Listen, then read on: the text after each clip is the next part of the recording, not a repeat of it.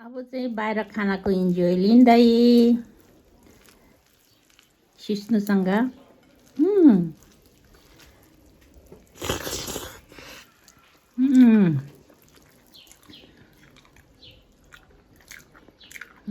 बुटन यो चाहिँ खसीको बुटन हो।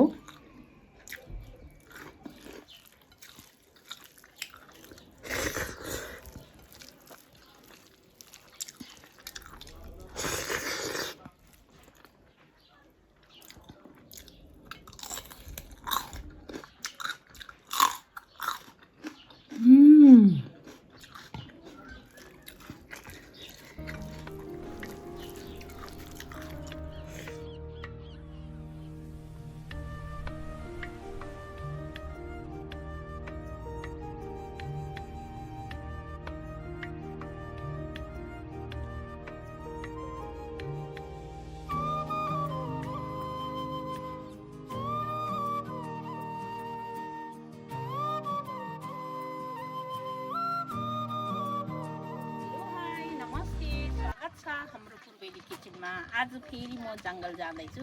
आज चाहिँ सिस्नो टिप्न जाँदैछु दिदीबहिनी दुईजना। अनि यहाँ यति राम्रो फुलहरू देखेर चाहिँ अनि तपाईँहरूलाई पनि यो फुल प्रस्तुत गर्ने भनेर चाहिँ अनि मैले तपाईँहरूको लागि चाहिँ यो चाहिँ फर्स्टमा तपाईँहरूलाई देखाइरहेको छु। अब भेटौँ न जङ्गलमै।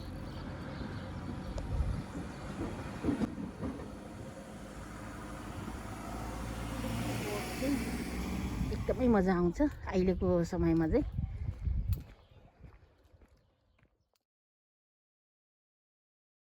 एकदमै घाम छ, एकदमै घाम चक्को लागेको छ। फेरि पनि हामी सिस्नो टिप्न जाँदैछौँ।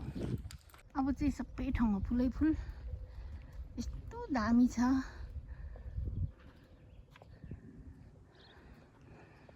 एकदमै फुलै फुल, बारन्डामा फुलै फुल, जङ्गलतिर पनि फुल। दिदी त शीतल खोज्दै बस्नु भएछ। अब यो फुल चाहिँ मलाई एकदमै मनपर्छ। यो पात जस्तो फुल चाहिँ। चेला कहाँ जानु लाग्नुभयो? जङ्गलतिर जाने सिस्नो खोज्नु आज। अनि मृग मार्ने हो? अहिले कहाँ मृग? कालिस खोज्नु जाने। कालिस र मृग कहाँ मार्छ? सिस्नो मार्ने। सिस्नो मार्यो भने किरा कति मर्छ। यस्तो राम्रो फुल। यो फुल के फुल हो? यो झारको फुल। हाम्रो गाउँतिर चाहिँ पुरै झार। अब यहाँ चाहिँ यस्तो गार्डनमा रोपेर मान्छेहरूले, त्यो चाहिँ एकदमै राम्रो। मौरी घुमिरहेछ। ल यहाँको त पर्दैन, देखिरहेछ नि। ए मजाले धेरै छ।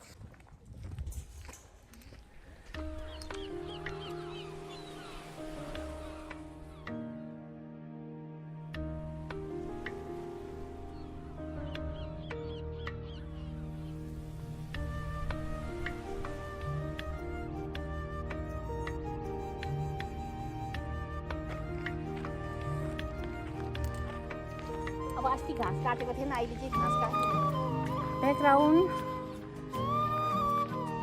ब्याकग्राउन्ड यो टाइपको। फेरि जङ्गल पस्नुको लागि रेडी हुँदैछ। उतलो चाहिँ चिज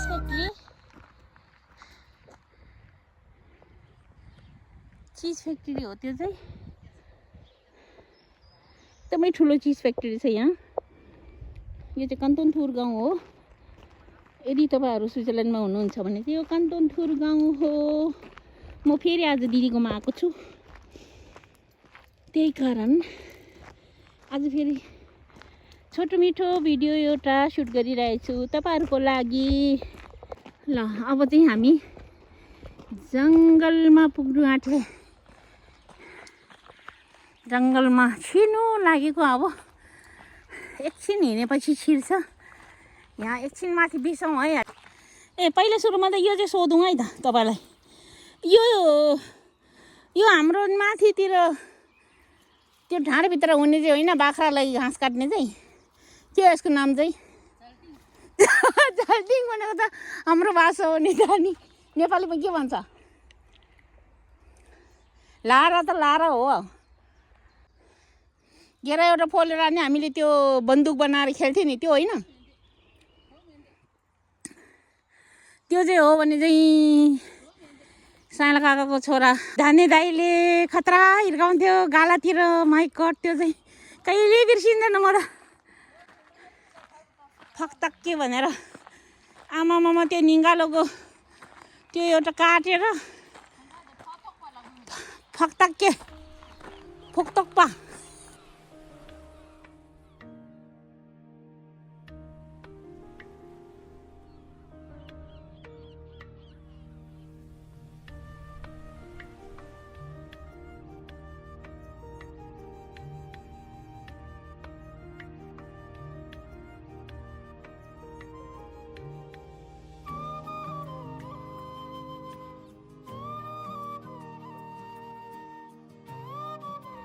टाढोदेखि चाहिँ यस्तो दृश्य देख्नुहुन्छ यस्तो देख्न सकिन्छ तर घाम टन्टलपुर भएकोले त्यति राम्रो देख्दैन रहेछ साग नटिप्ने साग टिप्दैछु अब सिस्नो टिप्ने ठाउँमा पुग्यो आज चाहिँ यो साग चाहिँ टिप्छु अनि सिस्नो टिप्ने यतापट्टि सिस्नो छ कि छैन हेरौँ उता छैन होला उतापट्टि चाहिँ टिप्ने होस् ओ यहाँ छ अब सिस्नो उता देखाउनुहोस् त सिस्नो ओ राम्रो रहेछ नि सिस्नो फुलेर अब मेरो दिदीले चाहिँ सिस्नो टिप्न थाल्नु भयो है ल एकदमै कलिलो छ यो जङ्गलभित्रको सिस्नो चाहिँ हेरौँ कति पाउँदो रहेछ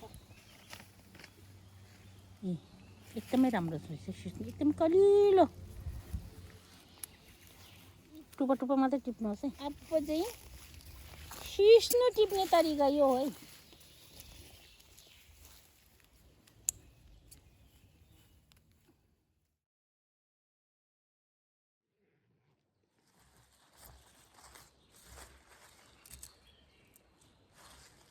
यो साग टिप्यो आज अनि यहाँ चाहिँ जिब्रे साग आज तरकारी 3 थरीको तरकारी टिपेको छ एउटा जिब्रे साग टिपेको छ अनि यहाँ चाहिँ सिस्नो फुल फुलेको छ यति राम्रो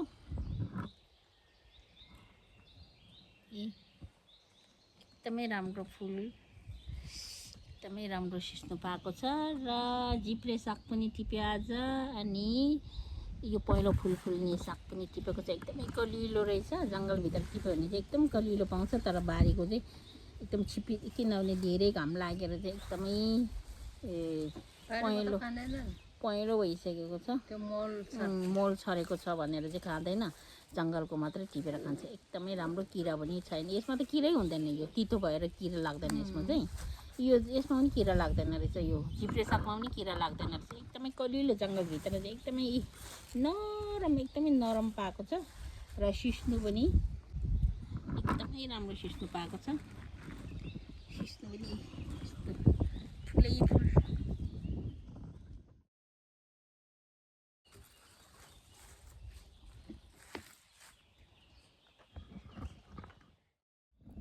आजको तरकारी यो हो आजको तरकारी चाहिँ यो एकदमै राम्रो तरकारी बियो एकदमै अर्गानिक फुल फुल्यो भमरामा कुन्नी केमा म भुले त्यसमा नि भमरा घुमिरहेछ गुलियो छ होला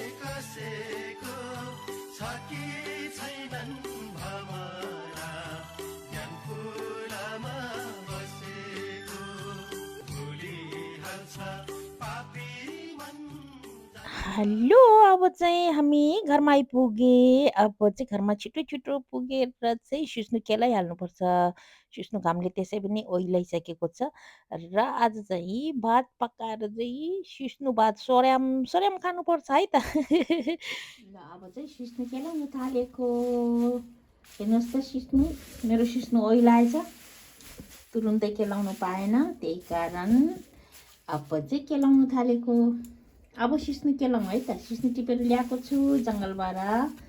अब चाहिँ सिस्नु केलाउँ। हेर्नुहोस् त, फुलै फुल, सिस्नुको फुल। अब यो चाहिँ दामी हुन्छ, एकदमै मिठो हुन्छ यो सिस्नु चाहिँ।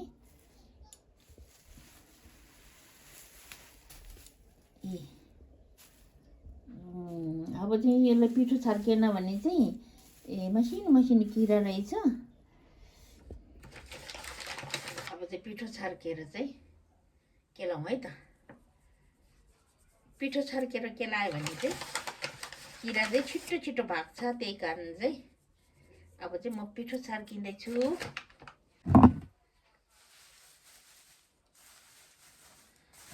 एक नङ्लो भएछ। यो जङ्गलभित्र टिपेको सिस्नु चाहिँ एकदमै यो कलिलो हुन्छ, अनि त्यही कारण छिट्टो ओइलाउँछ। यस्तो राम्रो फुल, सिस्नुको फुल एकदमै मिठो हुन्छ। यो सिस्नुको फुलको दाल एकदमै मिठो हुन्छ।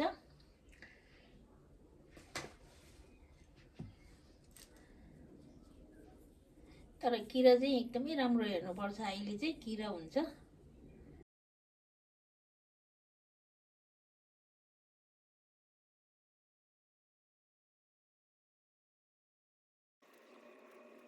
ल आज चाहिँ अब सिस्नु पकाउनलाई रेडी गर्दैछु। म सिस्नु पनि केलाउँदैछु र यतापट्टि चिप्ले भेन्डीलाई काटेर राखेको छु र अनि आलुलाई पनि काटेर राखेको छु। आलुलाई गोलो गोलो गरेर काटेर राखेको छु, बोक्रो नतासिकन अलिकति खरखर पारेँ बाहिर पो।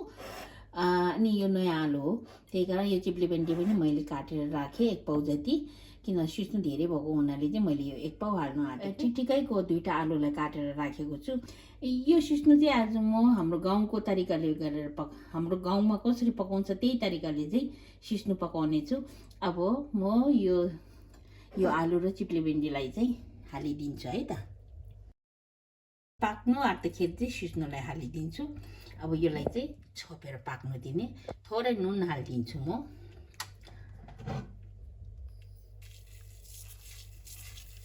थोरै नुन हालेँ यसलाई। मैले नुन हालिसकेको छु, अनि थोरै तेललाई पनि माथिबाट हालिदिने।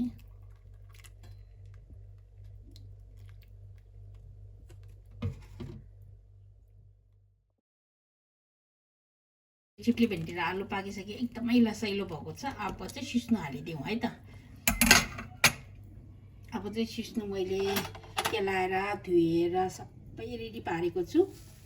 अब चाहिँ हालिदिउँ है त।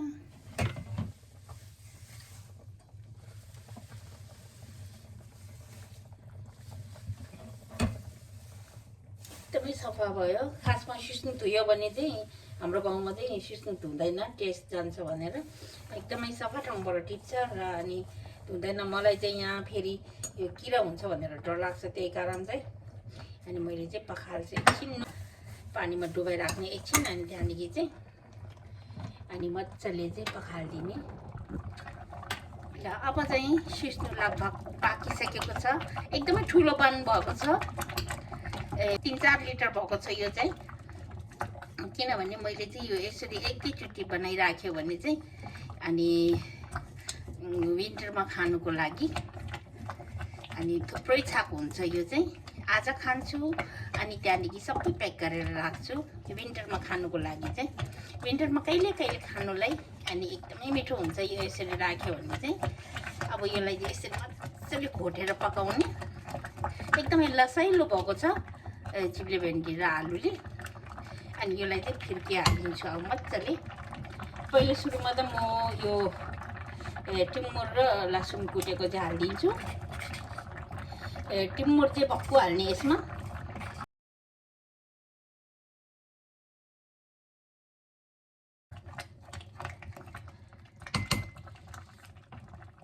यो मेरो नेपालबाट ल्याएको फिर्की, यो फिर्की लगाउँछु। थोरै मैदा हालिदिन्छु म।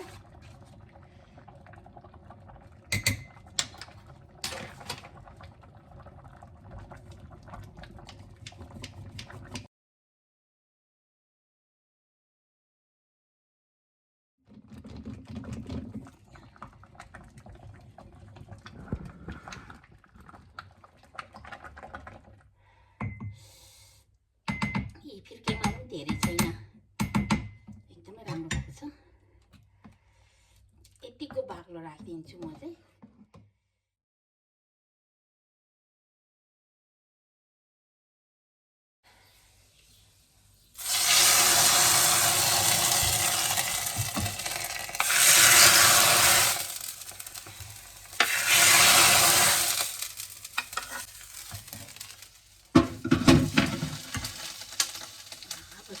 जिम्मु झाने हो,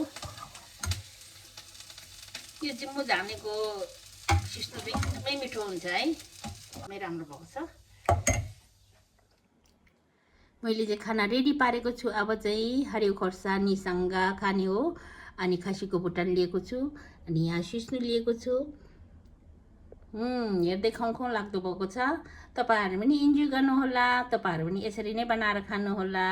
यो चाहिँ सिजनमा बनाइराख्यो भने चाहिँ पछि विन्टरमा खानु मिल्छ। सिस्नो चाहिँ म चाहिँ आज एक चाक खाएर चाहिँ अनि फ्रोजन गरेर राख्छु। हरियो खोर्सानी पनि एकदमै दरो खालको छ, ठुलो न ठुलो लामो छ र त्यति पिरो हुँदैन यो। फेरि पनि म खोर्सानी अर्को खोर्सानी पनि खान्छु। यो हरियो खोर्सानी चाहिँ हेर्दा एकदमै खाउँ खाउँ लाग्दो रहेछ, त्यही कारण चाहिँ मैले आज यो किनेर ल्याएको छु र म चाहिँ खाना खानु थाल्छु।